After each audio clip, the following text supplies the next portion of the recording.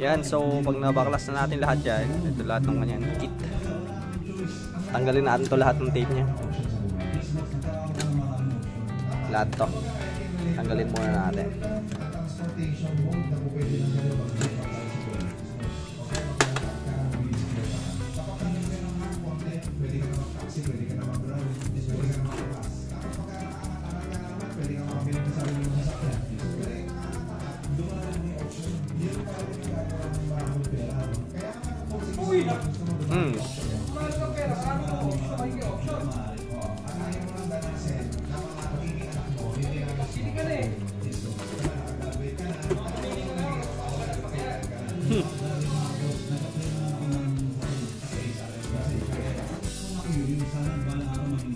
Yan. So after nun, sal na ang mga ink. Ito pa. Tanggal na ang tape na to.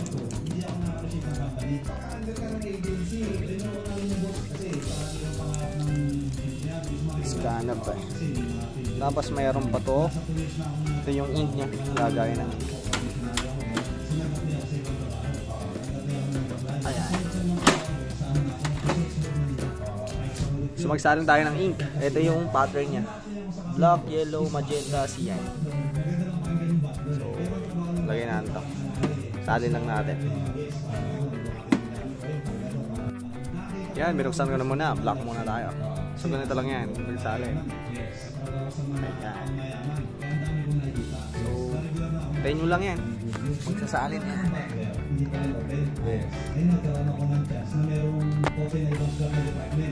Salin na siya. Ayan, wait lang natin.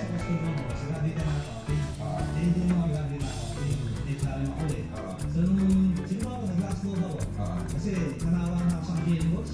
Sinubukan ko yung post control. Ikaw yung taga-control na budget, yung posting ng mga tinatagod na. Hindi naman ako ang game boss.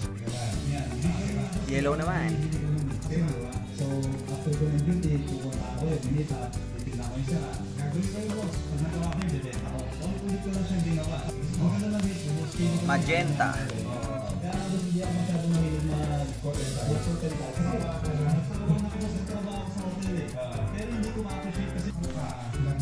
Last one, siya.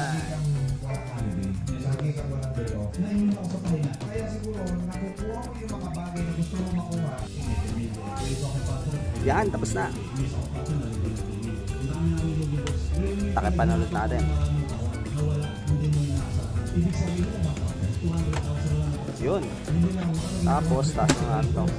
So ito, kabit lang natin yung power cable niya sa likod. So dito.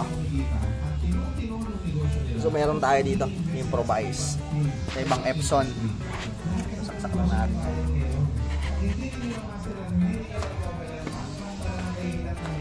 Yan. Pagkatapos yan, ito, tanggalin din natin itong tape nito. Oops.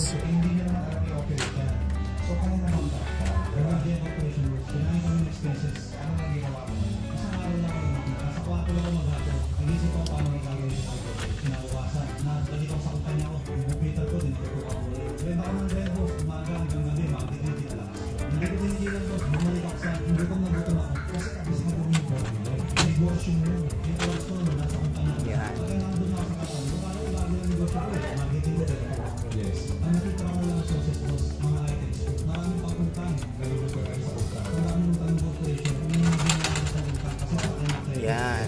Tapos, on lang natin.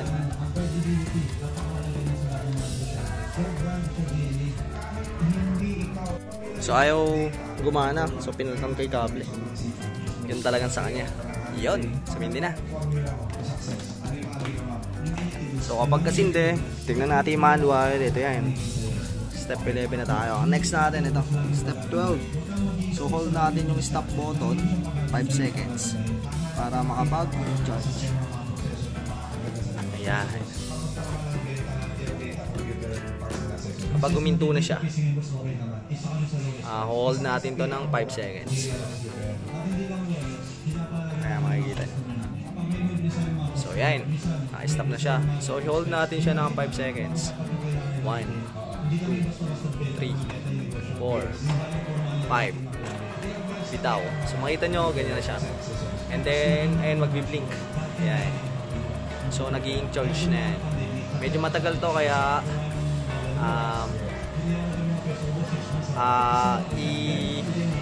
ika-cut ko muna. Pero papaliwanag ko muna kung ano yung in-charge. Yung in-charge ay yung ink na sinali natin dito kanina ay isasalin niya dun sa hose na maliliit. Ayan, dito. Yan, sa mga hose na yan. Ipupush niya yung ink na to para mapunta dun sa may print head niya. Ganun yung ginagawa niya ngayon. Tapos mamaya magno-nozzle check tayo para makita natin kung goods na yung print out niya. Wait lang natin. Yan. So, tapos na. Hindi na siya umilaw. Patay muna natin. Magno-nozzle check tayo. I-load natin yung dito sa likod. Ikon natin, adjust natin. Yan, sa dulo. Lagyan natin ng papel para makapag-nozzle check. Oops. Yan. Ikon nyo lang yan. Ayos nyo lang. Tapos, hold nyo lang to. Yung stop button.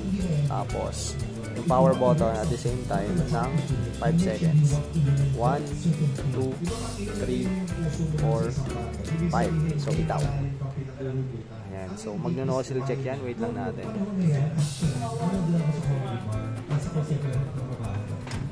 O yun. So, kinain niya na. Check natin kung goods na yung nozzle check niya.